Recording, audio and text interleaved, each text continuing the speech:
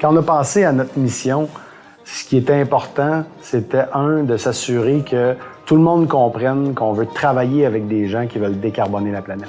L'environnement, ça a été un dossier extrêmement important aussi dans la relance des activités du lac Bloom. J'ai vraiment vu une belle évolution en pas tout à fait 2 ans de l'intégration des valeurs environnementales chez tous les employés. Là. On le faisait parce qu'on y croit. On le faisait parce qu'on pense qu'on a un privilège d'exploiter une ressource qui est non renouvelable sur un territoire sans être vierge et est encore un territoire naturel qui est très cher aux yeux de nos partenaires Inuits. Évidemment, c'est leur territoire, mais qui est très cher à tout le monde dans l'équipe aussi parce qu'on vit au Québec, qu'on a des enfants ici, puis la dernière chose qu'on veut, c'est de léguer un site qui va être un passif environnemental ou qui aura fait du dommage. Aujourd'hui, ce qu'on veut faire, c'est de s'assurer de produire le fer de la plus pure qualité ou de la meilleure qualité et de s'assurer que ce fer-là peut être vendu à des gens qui décarbonent. Notre minerai chez nous va être en demande. Il fait l'envie déjà de beaucoup d'autres minières. Puis heureusement, il y a des technologies qui sont éprouvées, qui existent pour réduire de façon significative les émissions de GES qui sont attribuables à la production d'acier. Donc, c'est une bonne nouvelle pour les Québécois, les Canadiens et pour l'entreprise. Ça revient directement à nous. Fait que c'est plus que juste une entreprise québécoise, c'est un projet de société à quelque part. T'sais. Je suis venu ici en 2013, puis après ça, ça a commencé à cracher.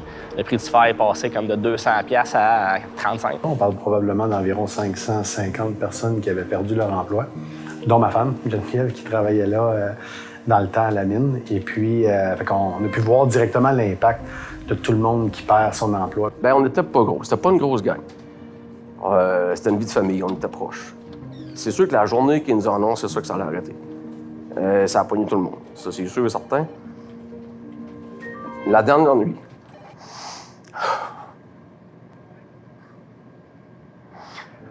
la journée de la coupure, on a toujours gardé une fierté, toujours gardé la tête haute quand même, jusqu'à la dernière heure.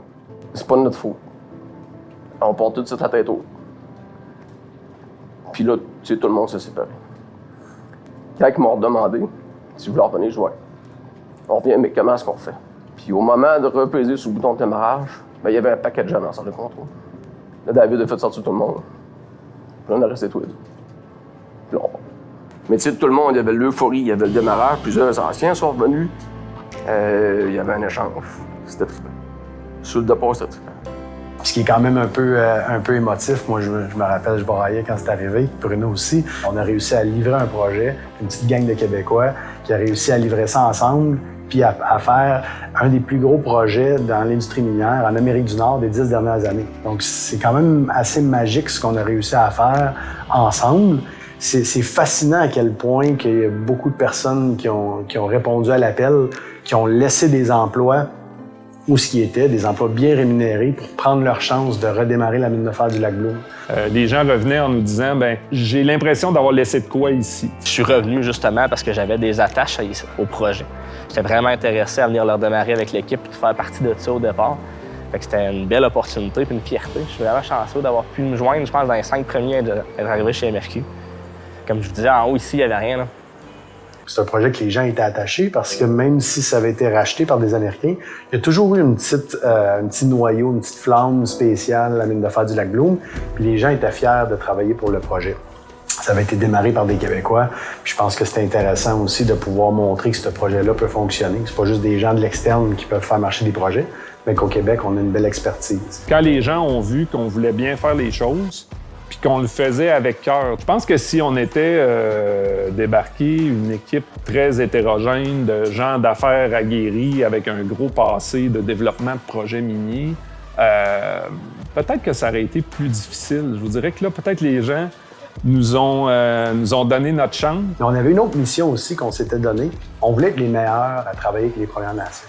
C'est une entreprise qui est ouverte. On est juste des personnes humaines. Il n'y a pas de différence. C'est ça que j'aime beaucoup. Moi, quand j'ai rencontré les Premières Nations, je suis tombée en amour avec toutes ces valeurs-là qui reflétaient en fait exactement les mêmes valeurs de l'organisation. On maximise les partenariats.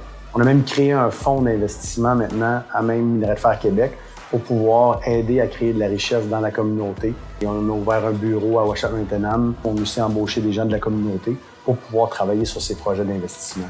Le 30 septembre, c'est la journée de vérité et de réconciliation. C'est pas une journée fériée de congé, mais c'est une journée pour permettre aux gens de prendre le temps de venir au travail, d'échanger, d'écouter, commémorer, puis prendre le temps de faire des activités. Je pense que cette notion-là d'avoir une ouverture, une transparence, d'écouter les gens, je pense que ça l'aide beaucoup parce qu'on prend les bonnes décisions au bon moment. Je sens qu'il n'y a pas un laisser-aller. Les gens ont encore le goût de suggérer leurs idées puis de proposer des choses, puis on veut maintenir ça.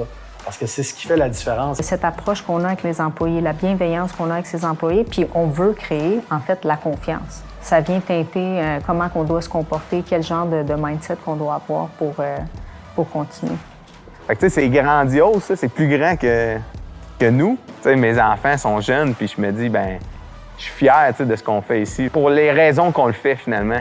Pas juste pour sortir du fer parce qu'on sort du fer, parce qu'on a besoin d'une job, mais tu sais, je pense que la vision et la valeur de l'entreprise, c'est au-delà de ça. T'sais. On a créé Minerais de Fer Québec parce qu'on veut s'assurer de faire des matériaux qui sont responsables, autant responsables dans la façon qu'on les mine, mais dans la façon qu'on travaille avec les communautés locales, les communautés des Premières Nations, nos employés, le gouvernement. Et on veut aussi le faire dans un but de réduire notre empreinte carbone et aussi de réduire l'empreinte carbone de ceux qui utilisent notre matériel.